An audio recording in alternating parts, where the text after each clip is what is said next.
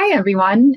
Thank you for joining us for our May DEIB call. It's been a little bit of time since we've been together. I think the last call we had was actually last October when Frank and I got to come on with Frank's wife and talk about adoption and all that good stuff.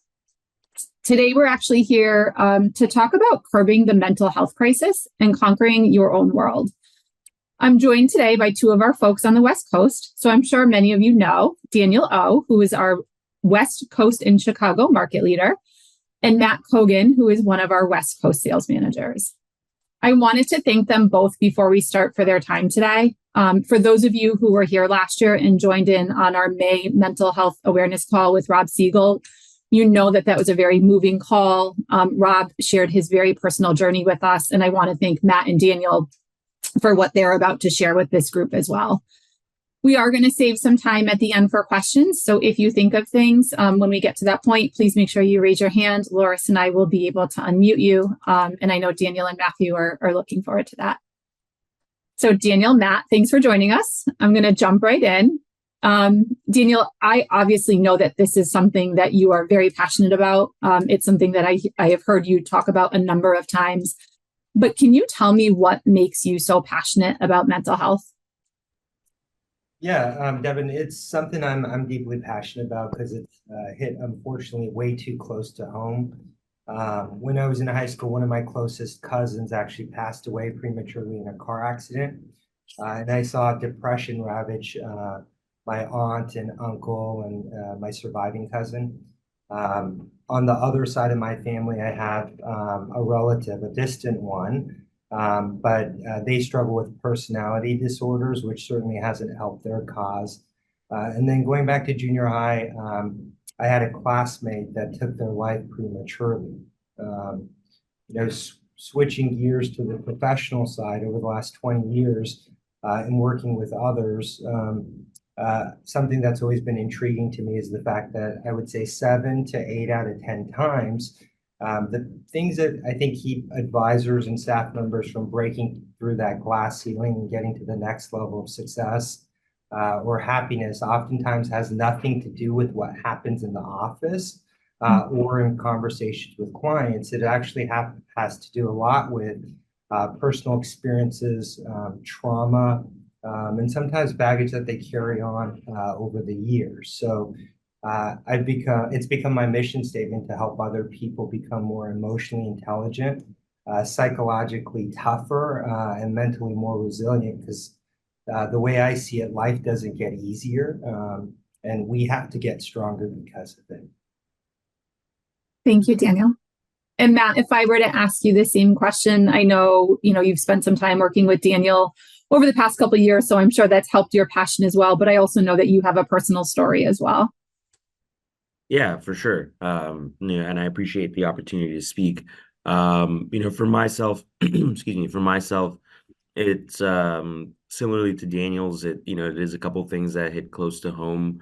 The first being that I've had family members who dealt and deal with depression, in general, for those who don't know me, I grew up with immigrant parents. Both of them from Eastern Europe, and really, for them and other members of my family.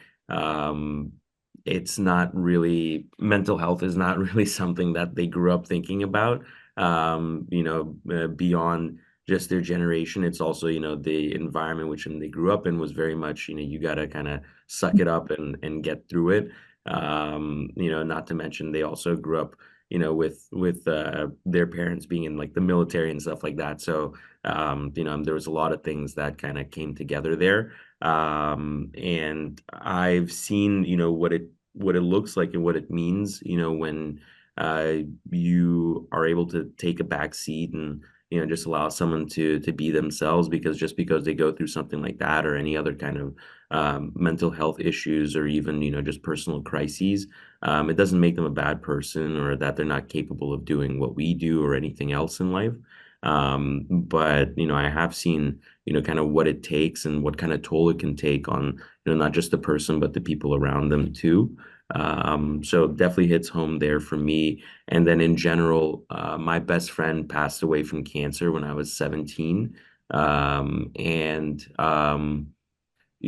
like to consider myself someone who has a very positive outlook on life. I think I can have probably at least two people who can on this call that can verify that. And that, I have a pretty, good kind of just overlook or over forward-looking approach when it comes to just like my mental well-being and things like that.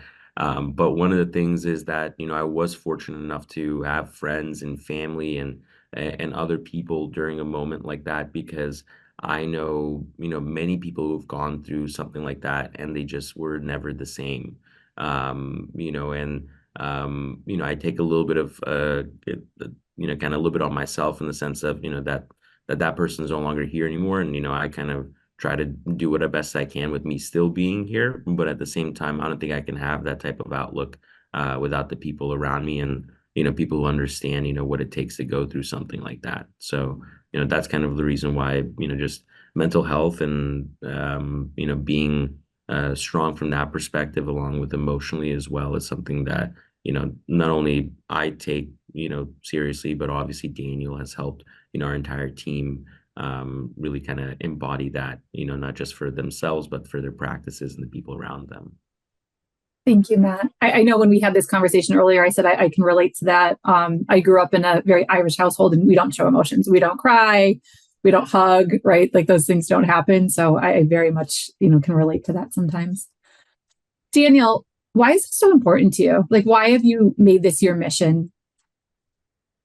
So I guess I'd start off by saying I'm not a licensed psychologist, but it takes one to realize this is a big issue. I read somewhere that the average adult attention span is something like 8.25 seconds. I think anxiety and depression are probably at an all-time high.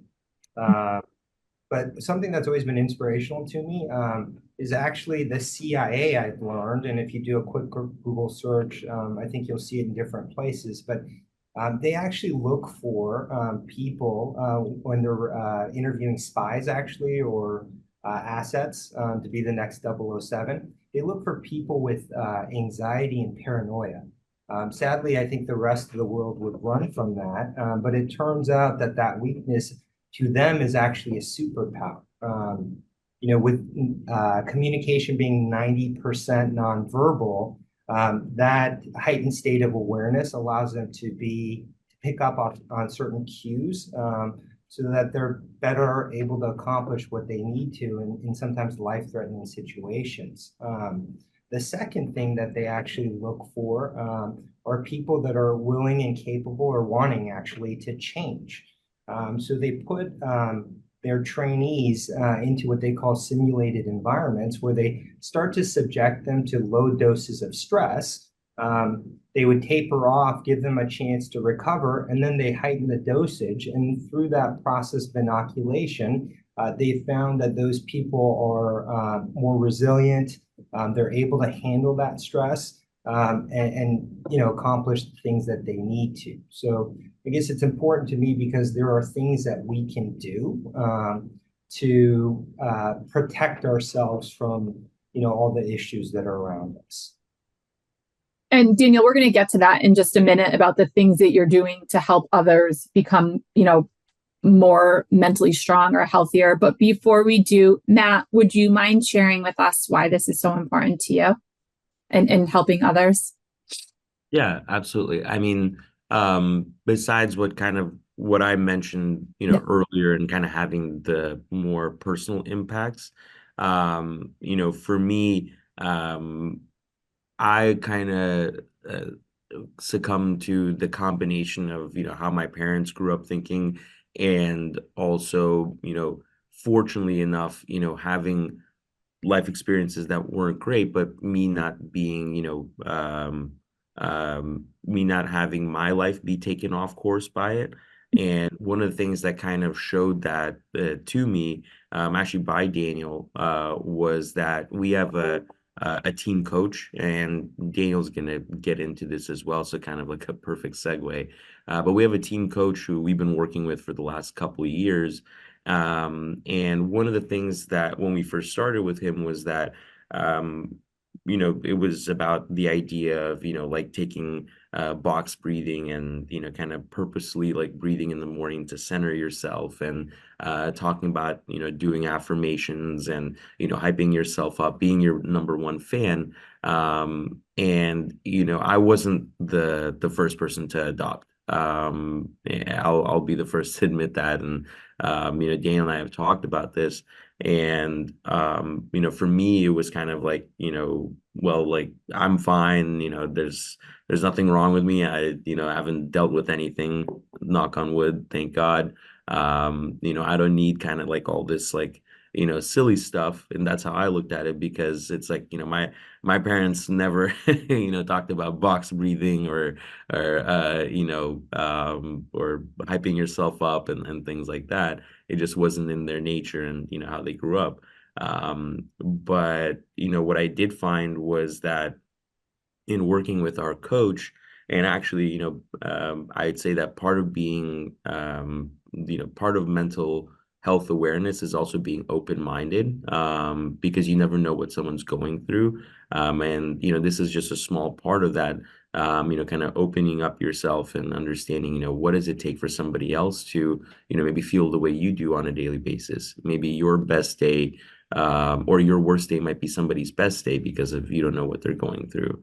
And so I did start implementing, regimentally, along with the team as a whole, all these things, both, while we're all together and individually. And, um, you know, I would say, I mean, I wouldn't even say it's not a coincidence at all that my personal practice has elevated tremendously since I've been working with him. And on top of that, it's also given me the opportunity to understand where other people come from with a little bit more of a deeper sense of emotion and clarity. I like to think that, I'm an emotional person. My mom always said that, like, if you need to cry, you can cry. So from that perspective, but and working with someone like Coach Matt and, having the backup of Daniel and, shout out to Irvin as well. That for someone who has considered themselves, mentally healthy, I guess is a good way to put it. I got the ability to now be able to pass it on to others as well. So that's, why it's kind of been such a big deal for me. So, Daniel, you had just started to mention before we kicked it over to Matt, that you like to share and you guys are doing all different techniques in the office. So, can you maybe share with us some of the things that you're doing to help others within the office to become mentally stronger and healthier? Yeah, without a doubt. So I would say we always have to start with the right mindset. And I think Jim Stockdale said it best. He said, "You must never confuse faith that you will prevail in the end with the discipline to confront the most brutal facts of your current reality." For those that don't know who Jim Stockdale was, he was a military POW. That was a prisoner of war in the Vietnam concentration camps in Hanoi. He went on to be a very successful professor at Stanford University, and he taught certain business principles. And that whole paradox that I mentioned earlier came from a question that he got in an interview. And he was asked, why is it that some people survived those prison camps and some didn't? And his answer was, it was pretty simple.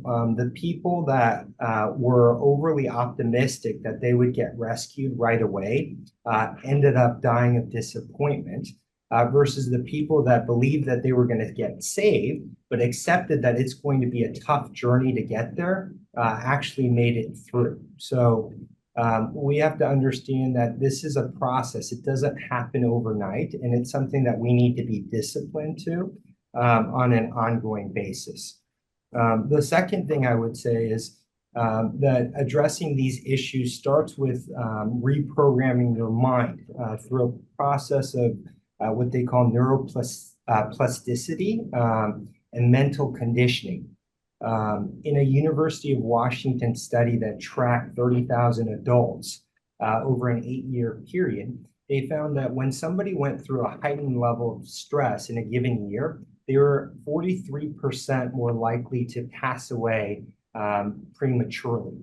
But the interesting thing was, if you believe that stress wasn't harmful to your physical health, those people actually had the lowest risk of passing away prematurely. It harkens back to the old adage, if it doesn't kill you, it makes you stronger, right? So with those thoughts in mind, we do several things on an ongoing basis to develop habit patterns. These are all things that we need to do on a regular basis. We spend a ton of time, on our physical health, and but a lot of people don't spend time on the mental stuff. And I think one of the things that has been instrumental to us is having a morning routine. I'm pretty sure without looking at everybody's faces, we can all recall a time where we didn't hear the alarm go off. We woke up an hour late in a state of panic, right? We probably had mismatched shoes and the wrong pants and suit jackets on. And everything from that point that day went downhill. There's a whole body of research that talks about the importance of starting the day on the right foot. So Some of the things that we do in the morning include breathing exercises that Matt talked about. Box breathing is a technique that both Navy SEALs and actually MMA fighters use in times when they're really stressed out or under pressure, and it helps reduce your blood pressure, get oxygen through your body, so that you're better able to deal with that stress. In those same morning routines, we recondition our brain to accept stress as a reality, that it's only going to make us stronger. And we do things like affirmations.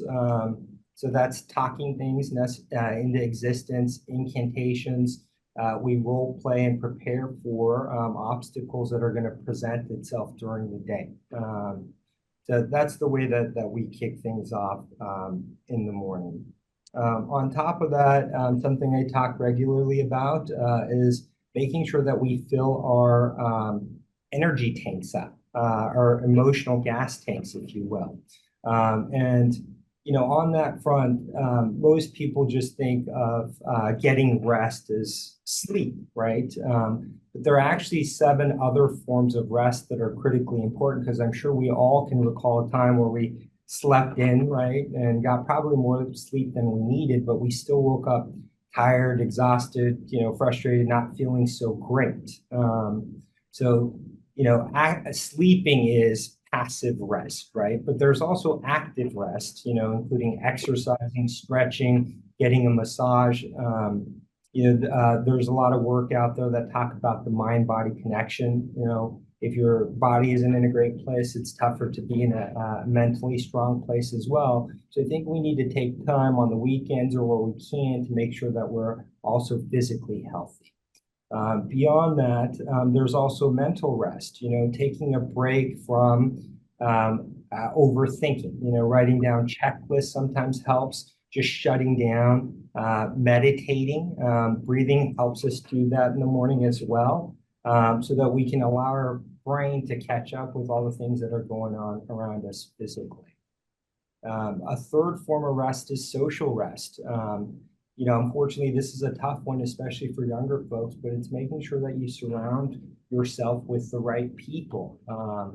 It's that old birds of a feather flock together, right? That wolf is never going to come bearing a warning sign, right? It's always in sheep's clothing. And you've got to be selective on who you surround yourself with. Things like depression can be very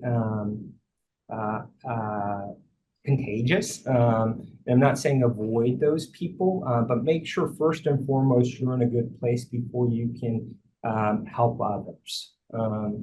A fourth form of rest is spiritual rest. That's remembering that there are things that are bigger than us.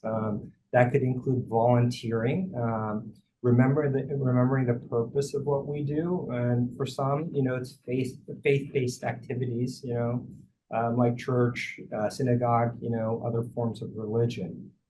The fifth, I think, is critical, especially for all of us nowadays. I used to think it was just isolated to millennials, but a lot of us are getting sucked into the whole technology and social media trap. It turns out that overstimulation really creates more anxiety and stress and depression. So shutting those things off for a period of time, even our video meetings, can help you be better prepared and come back even stronger. Emotional rest is just avoiding stressful or unpleasant situations. Sometimes that's inevitable, and when those things happen, I think we need to attack rather than run from them. But there are times where we just need to recharge. And then the seventh form of rest is creative rest. So, that's enjoying nature, going for a walk, not just taking a vacation, but maybe visiting a museum or an art festival or a concert. If you have children, Legos are a good one. It just stimulates your brain in a different way to get you energized to reattack the world. So those are, I think, just a few of the primary ones that we work on with our associates to help us be more prepared for these things. Daniel, I was with you until you said Legos. If you have kids and you've ever stepped on one, they are not the best thing. So, and we didn't plan this, but I have a question for you. So I've heard you and Matt both talk about box breathing, and I'm going to admit I don't know what it is. Can you maybe explain it to me? And I think we have 100 of our closest friends on the call right now. Maybe what it is. So if we want to incorporate it, we can. Yeah, so if you're in the middle of something extremely stressful, actually, Matt, why don't you share? Yeah.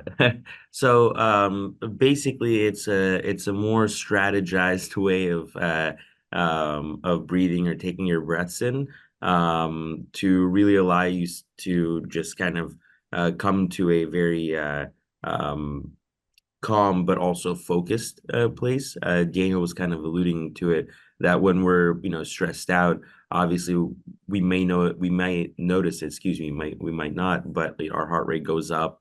We start sweating a little bit, hands get a little bit clammy. And in general, sometimes even if we're just waking up, we might not be all the way there yet as well. And so it's a very it's probably one of the healthiest ways to center yourself. And basically, the best way to achieve it is just you close your eyes, so you kind of get into this meditative state, and then you do a big inhale through your nose for 4 seconds, and then you hold that breath for 4 seconds, and then you do a big exhale through your mouth for another 4 seconds, and then you hold that as well. And so it's more or less a 16-second interval. And Daniel, myself, Irvin, and the team, we do it for about 3 to 3.5 minutes every morning. So that way, if you did come in with mismatched shoes, which we've had, or you're having a little bit of a struggle starting your day, this allows everybody to kind of be on that same playing field together, more importantly, so that way we can go out and crush the day as a team. So I'd say that's how we implement it. I love that. We'll all be on calls, box breathing now. You'll be able to see it. And Dawn Clifford loves box breathing. She let us know. So she's with you guys on that. Sorry, Daniel, go ahead. No, actually, the Navy SEALs do it. Many athletes, they also prescribe it if you have anxiety attacks, right? And sometimes trouble breathing, just pausing that moment and then slowing everything down to get back to kind of our senses. Perfect. So Matt, I think I'll start with this one with you, if that's okay. What suggestions do you have to help others around you who may be struggling? Yeah, that's a great question. And the first thing when you said that, Devin, was just listen to people. I know it's ironic for us to say that because we do that as our day jobs. Everybody, on here who's been very successful can admit that. They have the best meetings when the client is the one doing the all the talking, right? And all we do is ask a couple questions and chime in here and there. So actually, that might not be far off from a good way to be able to help other people as well. Because, like I mentioned, you never know what someone is going through. Some people do an amazing job of putting on a good show and hiding that, and other people they struggle. And we watched a video, or multiple times watched a video by Simon Sinek that touches on a lot of these things, along with other aspects of just how to incorporate a variety of different, more creative methods in the overall business model. But I'd say the biggest one, if I had to give like just one piece of advice, is just to listen. And at the same time let people know that you're there for them. And then sometimes, be the one that goes to them. What I learned in my experience with my friend passing away, and I was actually just talking about this over the weekend because it's three of us, and our other best friend, he just turned 30. And, one of the things was that I always asked him how he was doing. And what I regret is I just never got in my car and drove to his parents' house and just spent time with him. And sometimes when people are in that headspace, unfortunately, you know, they're so they're so afraid of everything that's going on. And I've learned that firsthand, that, you know, they sometimes don't even feel like they have the ability to ask for help. And so, you know, if you can, one, listen with someone who's open and willing to talk to you, you'll do a tremendous amount of good for that person. And for the person that you know is struggling, that's not, you know, I'm not saying put on a cape and a mask and be a superhero, but, you know, do go out of your way, to let them know that you're there for them, because sometimes that's all they need, in order to, you know, keep it going and, you know, get in a better place. So I'd say that's my biggest piece of advice. And Matt, as a coach and a sales manager, I'm assuming you do that a lot. You're just there to listen and you're just there to check in. Yeah, I mean, I've I've learned from the best. You know, I can't say that, you know, any of the ideas are mine. You know, all I can say is that, you know, I try to implement it, my way, in the sense that, you know, just be myself. So that way, you know, for any of the guys in our team or any of the people in my family or my friend groups, they know that I'm, you know, not faking it, and, you know, I'm there for them genuinely. But, you know, probably a perfect way to segue to Daniel is that, Yeah. you know, he's the one who's taught me everything I know, and, you know, that's allowed us to you know, keep getting the team to those higher and higher places that we've been getting them. Daniel, same question. How are you helping others, or what suggestions do you have for others to be able to help each other? So I guess two that we haven't talked about. First, I would say get curious. I've done a lot of reading on my own. I've talked to a lot of people. You know, I think research goes a long way. As a group, we read a lot, you know, to figure out different things where we can better handle the pressure. So that's, I think reading is a big one. And I think we already said it, but, you know, making sure that sometimes you understand that you're not in it yourself, and seek help where you can from other people. Oh, actually, the other one I would mention too is also learning to be more emotionally intelligent. We talk a lot about communication styles, and making sure that when you're talking to somebody, they felt like they're heard. They feel like you're talking to them in the same language. You know, with automation taking over, I think the one differentiator we have as people, is our ability to become or connect, and understand those feelings. But the crazy thing with us becoming more and more distant because of Zoom and all the other social media that we have, is emotional intelligence, I've learned over the years, is on a significant decline. So learning how to talk, and communicate with different personality types, different people with different passions, I think makes things easier for both sides, not just one person versus the other.